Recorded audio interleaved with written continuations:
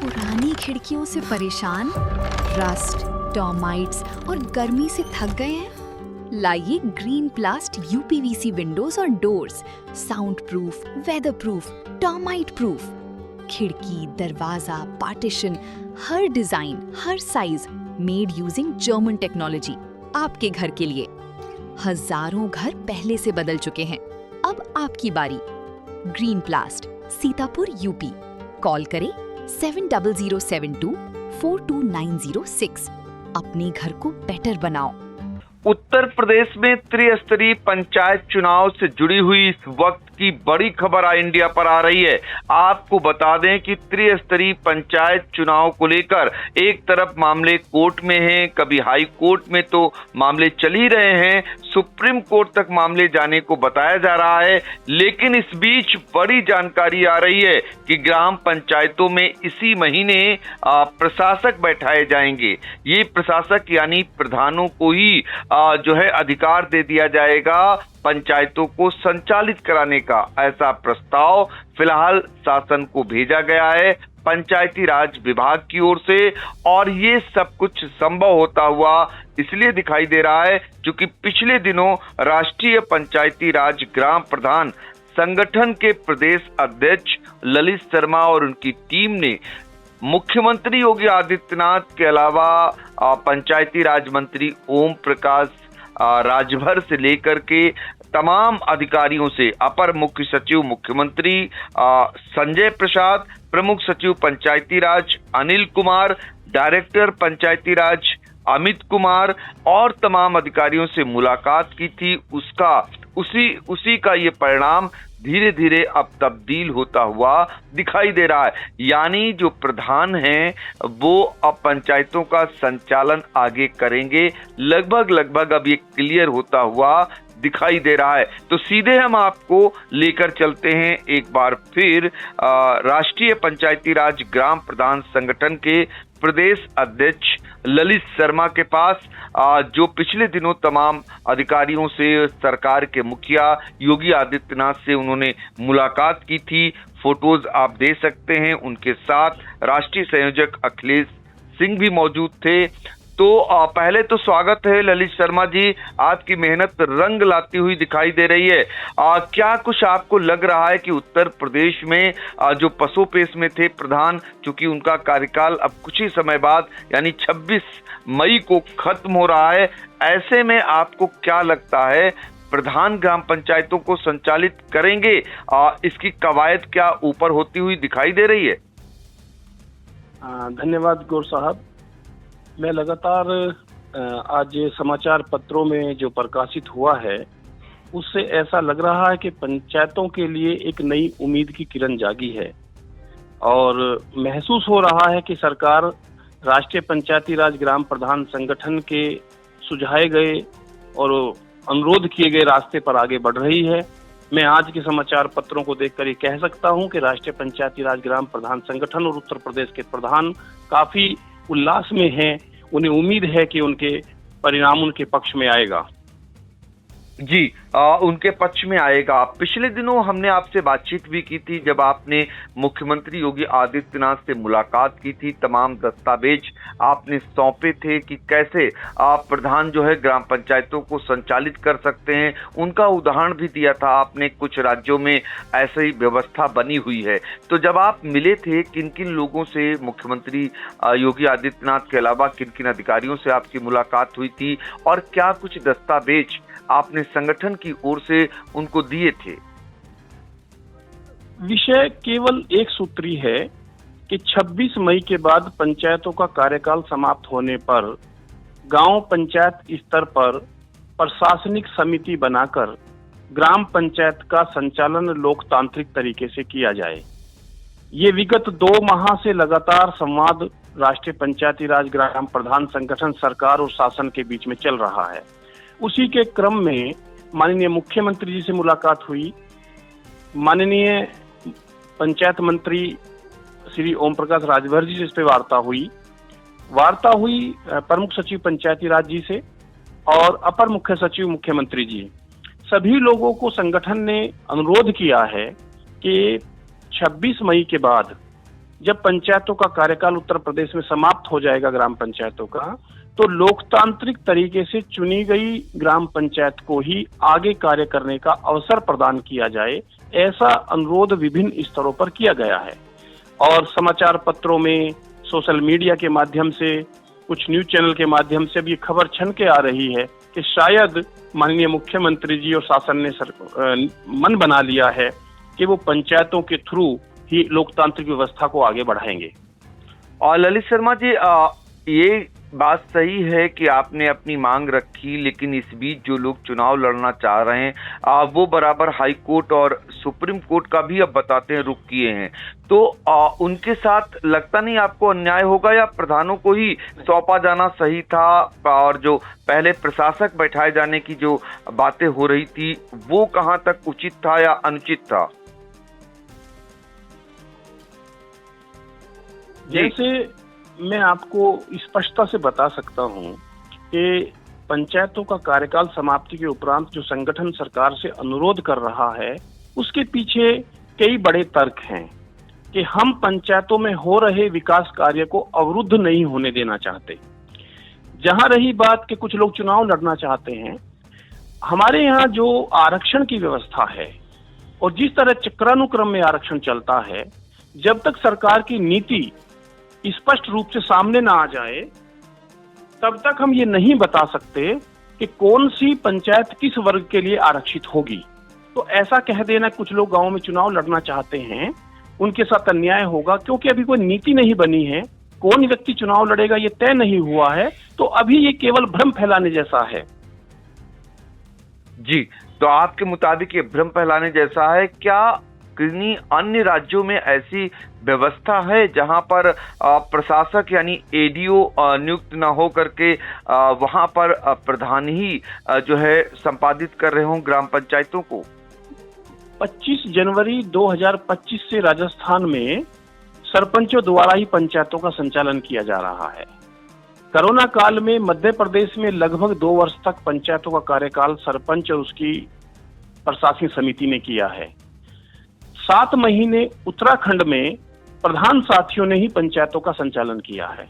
तो ये अनेकों उदाहरण हम लोगों के पास हैं, जिससे स्थिति स्पष्ट है कि लोकतंत्र को जीवित रखने के लिए लोकतांत्रिक तरीके से चुनी हुई ही पंचायत को ही आगे बढ़ाया जाए। ये सरकार से हमारा अनुरोध है।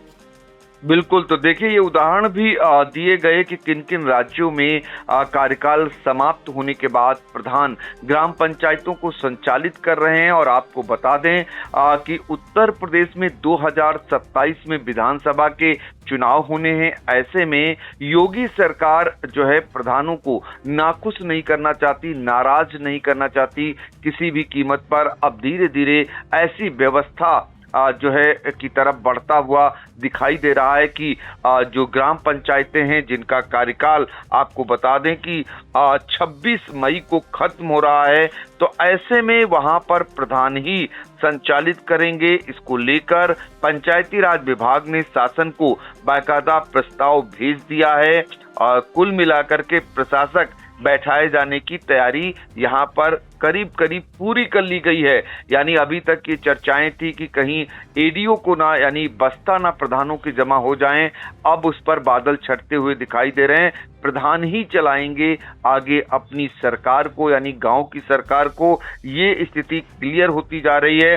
ये सब कुछ संभव हो सका है राष्ट्रीय पंचायती राज ग्राम प्रधान संगठन की ओर से जो सरकार को, शासन को जो दस्तावेज दिए गए थे उनके माध्यम के बाद जो है ये जो है इस पर विचार हुआ। और लगातार आई इंडिया ने कई ऐसी खबरें आपको पहले भी दिखाई थी। सबसे पहली खबर हम ही ने ब्रेक की, यानी आई इंडिया ने ही ब्रेक की थी। ललित शर्मा जी से खास बातचीत तब की थी जब उन्होंने मुख्यमंत्री योगी आदित्यनाथ से 20 अप्रैल को मुलाकात की थी। उसी दौरान हमने उनसे बातचीत की थी फोन लाइन पर, और कुछ इंडिकेशन उसी समय यानी कुछ संकेत उसी समय मिलने शुरू हो गए थे। इसके बाद ललित शर्मा और उनके राष्ट्रीय संयोजक अखिलेश सिंह व अन्य पदाधिकारियों ने अलग अलग अधिकारियों से मुलाकात की। 5 मई को मुख्यमंत्री योगी आदित्यनाथ के सलाहकार ओनीस अवस्थी से मुलाकात करते हैं। 6 मई को पंचायती राज मंत्री ओम प्रकाश राजभर से भी मुलाकात कर वो दस्तावेज सौंपते हैं। फिर प्रमुख सचिव अनिल कुमार, जो पंचायती राज के प्रमुख सचिव हैं, उनसे मुलाकात होती है। डायरेक्टर अमित कुमार सिंह पंचायती राज के, इनसे मुलाकात होती है। अपर मुख्य सचिव मुख्यमंत्री संजय प्रसाद से मुलाकात भी महत्वपूर्ण मुलाकात कही जा सकती है। यानी वहीं से शुरुआत हो गई थी और अब उसका असर दिखाई दे रहा है। तो आपको बता दें कि ग्राम पंचायतों, क्षेत्र पंचायतों और जिला पंचायतों के निर्वाचन का कार्यकाल क्रमशः 26 मई, 19 जुलाई और 11 जुलाई को समाप्त हो रहा है। इसलिए ग्राम पंचायतों में इसी माह प्रशासक बैठाने होंगे, यानी बैठाने की तैयारी शासन में कर ली गई है। और ये हमने आपको बताया, ये सब कुछ संभव हो सका है ललित शर्मा के उन प्रयासों से, जिसके बाद सरकार भी कहीं न कहीं राजी हो गई है। आपको बता दें कि पंचायती राज विभाग ने सरकार के सामने 2 विकल्प रखे हैं। पहला, वर्तमान ग्राम प्रधानों को ही प्रशासक की जिम्मेदारी सौंप दी जाए और दूसरा, एडीओ पंचायत को प्रशासक बनाया जाए। अंतिम निर्णय शासन स्तर पर लिया जाएगा। माना जा रहा है कि 22 और 23 मई तक इस पर फैसला हो सकता है। फिलहाल जो संभावनाएं हैं, जो आशंकाएं हैं या जो अब तक के दस्तावेज मिल चुके हैं, जिन पर सरकार धीरे धीरे हामी भरती हुई दिख रही है, वो यही है कि मौजूदा प्रधानों को ही प्रशासक बनाया जाए। यानी प्रदेश में मौजूदा समय में 57,694 ग्राम प्रधान हैं। यहाँ पर जो है कुल मिलाकर के प्रधान ही गांव की सरकार को संचालित करेंगे। अब धीरे धीरे स्थितियां इसी ओर बढ़ती हुई दिखाई दे रही। ये अलग बात है कि समय पर चुनाव को लेकर हाई कोर्ट में 2 याचिकाएं दायर हैं। इसके अलावा इलाहाबाद की लखनऊ खंडपीठ में अवमानना याचिका है। इस बीच खबर आ रही है कि मामला सुप्रीम कोर्ट तक पहुंच चुका है, वहां भी कभी सुनवाई हो सकती है। तो ललित शर्मा जी, अगर ये मामला सुप्रीम कोर्ट तक जाता है, ऑलरेडी पहले से ही हाई कोर्ट में सुनवाई होनी है, तो क्या स्थितियां क्या बनेगी? कानूनी दांवपेच में तो नहीं उलझ जाएगा मामला? देखिए, भारत की लोकतांत्रिक व्यवस्था में न्यायपालिका एक महत्वपूर्ण अंग है। तो लोगों को स्वतंत्रता है, वो न्यायालय में जाकर अपनी बात कह सकते हैं। लेकिन राष्ट्रीय पंचायती राज ग्राम प्रधान संगठन पहले दिन से इस बात पर सशंकित है कि यदि आज बैकवर्ड कमीशन बना तो वो आज 2011 के आधार पर जब बैकवर्ड कमीशन आंकड़े जुटाएगा तो वो आंकड़े 15 साल पुराने होंगे। किसी भी कार्यक्रम को, किसी भी साइंटिफिक दृष्टि से किसी निष्कर्ष पर पहुंचने के लिए वर्तमान आंकड़ों का होना बहुत जरूरी है। तो यहाँ मैं सरकार से ये अनुरोध भी करूंगा कि वर्तमान समय में 2026 में जनगणना प्रचलित हो चुकी है, हाउस गणना चल रही है, जनगणना होने वाली है। तो बैकवर्ड कमीशन जो भी नए आंकड़े आए उनका अध्ययन करे और उसके अध्ययन के बाद वो चुनाव को आगे लेकर जाए। आज यदि हम बैकवर्ड कमीशन के किसी भी रिपोर्ट का आधार लेंगे तो 15 साल पुराना आंकड़ा होगा, जो ना तो व्यवहारिक होगा ना ही साइंटिफिक होगा। अगर आवश्यकता पड़ी तो संगठन भी अपना पक्ष इस विषय पर प्रस्तुत करेगा। जी, आपने संकेत दे दिया, लेकिन सवाल इस बात का है, सरकार को समय पर चुनाव कराना चाहिए था। ऐसी कोई स्थितियां नहीं थी। आपको नहीं लगता समय पर अगर चुनाव होता तो ये मामले नहीं आते? कहीं न कहीं सरकार ने पहले से ही क्या मन बना लिया था? नहीं, सबसे पहले तो खुशी राष्ट्रीय पंचायती राज ग्राम प्रधान संगठन को और प्रधानों को होती कि उन्होंने अपने 5 साल के सेवा काल में जो गांव की सेवा की है उसको पुनः उनकी सेवा में जाने के लिए चुनाव के माध्यम से वो जाते, अपनी बातों को कहते। लेकिन किन्हीं अपरिहार्य कारणों से यदि चुनाव टल रहे हैं, तैयारी जैसा विषय तो हमें नहीं लगा। माननीय मंत्री जी लगातार कहते रहे कि हमारी तैयारी पूरी है, लेकिन बीच में SIR का आ जाना, उसमें थोड़ा सा अवरोध उससे उत्पन्न हुआ। तो अभी जनगणना का नोटिफिकेशन आ जाना वो थोड़ा अवरोध उत्पन्न कर रहा है। सरकार के पास वही निर्धारित मशीनरी है, वही लोग हैं, वही कर्मी हैं, उन्हीं से सब काम कराने हैं, चाहे SIR हो, चाहे राज्य निर्वाचन आयोग की मतदाता सूची हो, या अभी हाउस गणना का जो नोटिफिकेशन आया है। तो ये सब चीजें उन्हीं कर्मचारियों के माध्यम से आगे बढ़ रही हैं। तो सरकार की मंशा है ऐसा मुझे प्रतीत नहीं होता परिस्थितियां कुछ ऐसी हैं कि चुनाव कराना संभव नहीं हो पा रहा है। बिल्कुल, परिस्थितियां कुछ ऐसी हैं, चुनाव करा पाना संभव नहीं हो रहा है। लेकिन पिछले दिनों डिप्टी सीएम ब्रजेश पाठक से लेकर पंचायती राज मंत्री ओम प्रकाश राजभर ये बार बार बयान देते रहे कि सरकार समय पर चुनाव कराने की तैयारी में, उनकी पूरी तैयारी है। फिर ये तैयारी किस बात की थी? अब धीरे धीरे स्थितियां साफ होने लगी हैं, लेकिन कहीं न कहीं बड़ी खबर उन प्रधानों के लिए है जो चिंता में डूबे हुए हैं कि उनका कार्यकाल खत्म हो रहा है 26 मई को। क्या होगा? उनका बस्ता जमा होंगे या फिर उन्हीं को सौंप दिया जाएगा और जो है गांव की सरकार को संचालित करने के लिए कहीं ऐसा तो नहीं प्रशासक नियुक्त हो जाएं, एडीओ नियुक्त हो जाएं, तो उससे कैसे ग्राम पंचायतों का कार्य जो काम है, जो विकास कार्य वो कैसे संपादित होंगे? बड़ी चिंताओं में डाले हुए थे प्रधानों को। लेकिन राहत की बात ये है कि अब खबर ये आ रही है कि प्रधानों की ओर से जो ललित शर्मा ने अपनी बात सरकार तक और शासन तक पहुंचाई, उस पर अमल होता हुआ दिखाई दे रहा है। यानी प्रधान ही चलाएंगे गांव की सरकार आगे भी। ये करीब करीब संकेत मिलते हुए इसलिए दिखाई दे रहे हैं क्योंकि जो प्रस्ताव गया है सरकार को, शासन को, पंचायती राज विभाग की ओर से, वो यही संकेत दे रहा है। तो अब देखते हैं इस मामले में आगे क्या होता है। हमारी नजर रहेगी त्रिस्तरीय पंचायत चुनाव को लेकर और हम लगातार अगर ऐसी कोई जानकारी आती है तो हम आप तक जरूर पहुंचाएंगे। ललित शर्मा जी, आपने आई इंडिया से फिर बातचीत की, एक बार आपका बहुत बहुत धन्यवाद। आपका भी बहुत बहुत आभार। चुनावी समर में आई इंडिया का महासर्वे, विधायकों का रिपोर्ट कार्ड, जनता जनार्दन देगी नंबर, टिकट से पहले भरोसे की बाजी, 5 साल के इम्तिहान का परिणाम, काम या सिर्फ वादों का जंजाल। आप अपने विधायक को फिर देना चाहेंगे एक और मौका?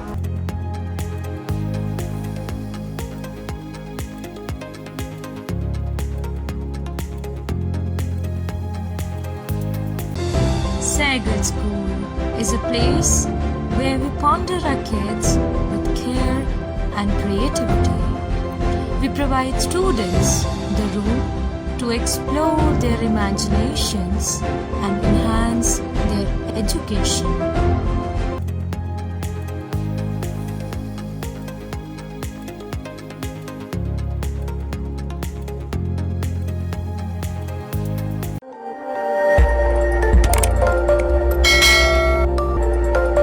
खबर आपकी, नजर हमारी। देखते रहिए आई इंडिया।